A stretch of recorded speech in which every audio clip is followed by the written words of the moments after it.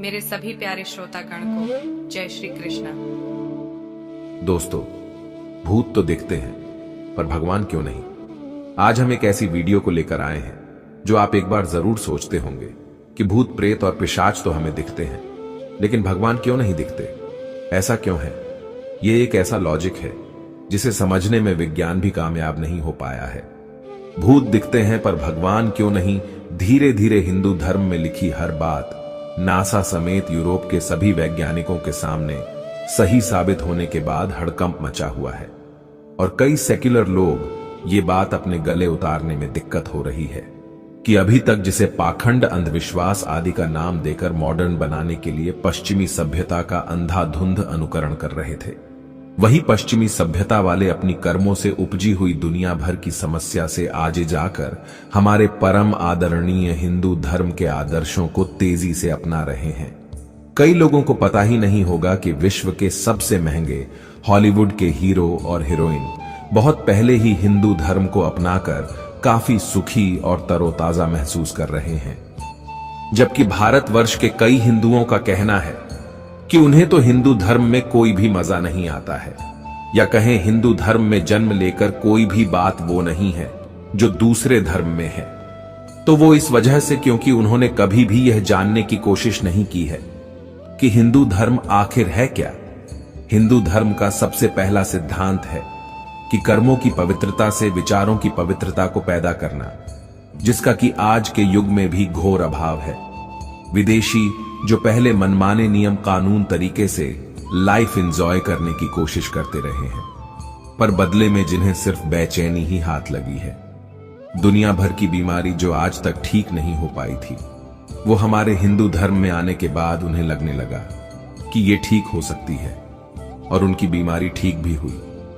उन्होंने हिंदू धर्म के आदर्शों को समझा और उसे अपने जीवन में उतारा, तो धीरे धीरे उनका खोया हुआ सुख संतोष उन्हें वापस मिलने लगा। देवता और भगवान क्यों नहीं दिखते?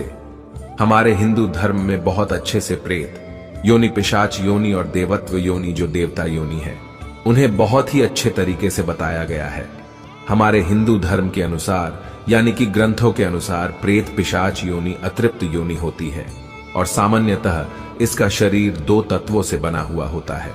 पहला है वायु और दूसरा है अग्नि। इसलिए वे हमें दिखाई नहीं देते हैं, पर जब कोई प्रेत पिशाच अपनी अतृप्त इच्छा को पूरी करने के लिए बहुत ज्यादा उत्सुक होता है, तब वो लंबा अनुसंधान करके अपने शरीर में आकाश तत्व को कुछ देर के लिए समाविष्ट कर लेता है, जिससे कि वो मानवों को दिखने लगता है, पर तभी तक के लिए जब तक आकाश तत्व उसके शरीर में है।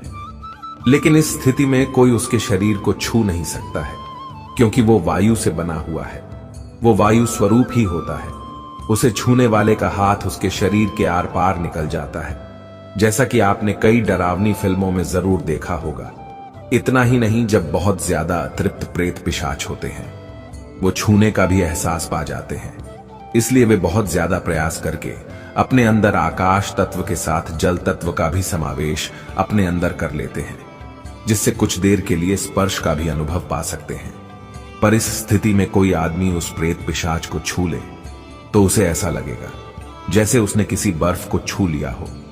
मतलब इतना ठंडा होता है उनका शरीर, किसी बर्फ के समान होता है। प्रेत पिशाच योनि वाले चाहे कुछ भी कर ले, वो पांचों तत्व यानी पृथ्वी तत्व का अपने शरीर में समावेश नहीं कर सकते हैं, क्योंकि पांचों तत्वों से ही हम मानवों का शरीर बना हुआ होता है। किसी भी प्रेत पिशाच को प्रेत पिशाच योनि से वापस मानव योनि में आने के लिए पहले उसे अपने सारे पापों का प्रायश्चित करना होता है। तब अगर उसके कर्म इस लायक रहे कि मानव जैसी दुर्लभ योनि उसे मिल सके, तो ही उसे मानव योनि मिल सकती है। अन्यथा उसे निम्न योनि जैसे कीड़े मकोड़े, जीव जंतु, पेड़ पौधे आदि की योनि में भेजा जा सकता है। पृथ्वी तत्व की कमी की वजह से ही प्रेत पिशाच का शरीर कभी भी पृथ्वी का स्पर्श नहीं कर सकता है, बल्कि हमेशा जमीन से कुछ ऊंचा उठा हुआ होता है। इसके विपरीत उच्च योनियों में, जैसे देव योनि आदि योनियों में, शरीर 6 तत्वों से बना हुआ होता है, जिसमें वायु, जल, अग्नि, आकाश, पृथ्वी तत्वों के अलावा अक्षर तत्व भी होता है। ये अक्षर तत्व वो तत्व होता है जो इन दिव्य लोगों के लिए इन दिव्य शरीरों का क्षरण यानी नाश नहीं होने देता है और इन्हें हमेशा युवक, महाबली और अजर बनाए रखता है। इसमें वायु, जल, अग्नि, आकाश, पृथ्वी तत्वों के अलावा अक्षर तत्व भी होता है। ये अक्षर तत्व वो तत्व होता है जो इन दिव्य लोगों के लिए इन दिव्य शरीरों का क्षरण यानी नाश नहीं होने देता है और इन्हें हमेशा युवक, महाबली और अजर बनाए रखता है। इसलिए इन देव पुरुषों का शरीर सामान्य मानव बर्दाश्त नहीं कर पाते। अगर इन देव पुरुषों को मानव स्थूल आंखों यानी नंगी आंखों से देख ले तो देव पुरुषों के दिव्य तेज से मानव अंधा भी हो सकता है और उसकी त्वचा भी जल जाएगी। अगर ये देव अपने अक्षर तत्व को कुछ देर के लिए अपने शरीर से बाहर कर दे तो हर मानव इन्हें आसानी से देख सकता है, पर इस दौरान उस देवता को पंच तत्वों के शरीर की किसी कारण से मौत हो सकती है। वो देव पुरुष किसी कारण से फंस जाते हैं क्योंकि उन्हें जो शरीर मिलेगा उसमें छठवें तत्व को फिर से समावेश करने का तरीका जानना बहुत मुश्किल है, या कहें ऐसा कुछ है ही नहीं। इसके बाद कि वो देव पुरुष अनंत काल के लिए भटकाव चक्र में फंस जाता है और फिर बिना देव शरीर पाए वो भटकता ही रहता है। देव पुरुष अपने तेज को कम करके साधारण मानवों के सामने आने की बजाय सिर्फ उन्हीं तपस्वी संतों को दर्शन देते हैं जो उनका रूप बर्दाश्त करने की क्षमता रखते हों।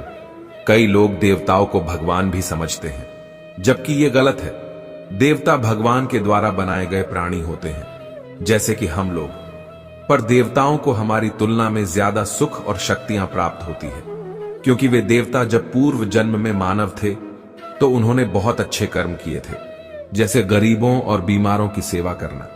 इनमें बहुत सारे काम होते हैं और अच्छे कर्म करने होते हैं जिसकी वजह से उन्हें मरने के बाद देवलोक मिलता है, पर उनके अच्छे कर्म थोड़े से कम पड़ गए जिसकी वजह से उनके मरने के बाद सीधे भगवान का लोक नहीं मिला बल्कि उससे नीचे का लोक देवलोक मिला। केवल एक स्वर्ग ही यानी देवताओं का लोक वह निवास स्थान नहीं है। स्वर्ग के अलावा और भी कई उच्च लोक जैसे कि भूवर्ग लोक आदि भी होते हैं। इस ब्रह्मांड में जैसे मानवों से उच्च योनियां निवास करती है, एक बात और जो ध्यान देने वाली है वो यह है कि हमारे हिंदू धर्म के ज्ञान के मुताबिक हम मानव 3 आयामी लंबाई, चौड़ाई, ऊंचाई संसार में रहते हैं। इसलिए 3 आयाम से ज्यादा लोकों को उच्च लोक कहते हैं, 3 आयामों से नीचे के लोकों को निम्न लोक कहते हैं। 11वें आयाम में ब्रह्मांड के निर्माता श्री ब्रह्मा जी रहते हैं और 11वां आयाम हमारे इस ब्रह्मांड का आखिरी आयाम होता है। पर इन सभी 11 आयामों में या आयाम में रहने वाले सभी प्राणी, चाहे वो निम्न हो या मानव हो या देव हो, का विलय, नाश या समाप्ति हो जाती है। जब महामाया परम सत्ता की अध्यक्षता में महाप्रलय करती है तो परम सत्ता का निज धाम या जो निवास स्थान होता है, जो कृष्ण भक्त को गोलोक प्रतीत होता है, शिव के भक्तों को शिवलोक, नारायण के भक्तों को बैकुंठ प्रतीत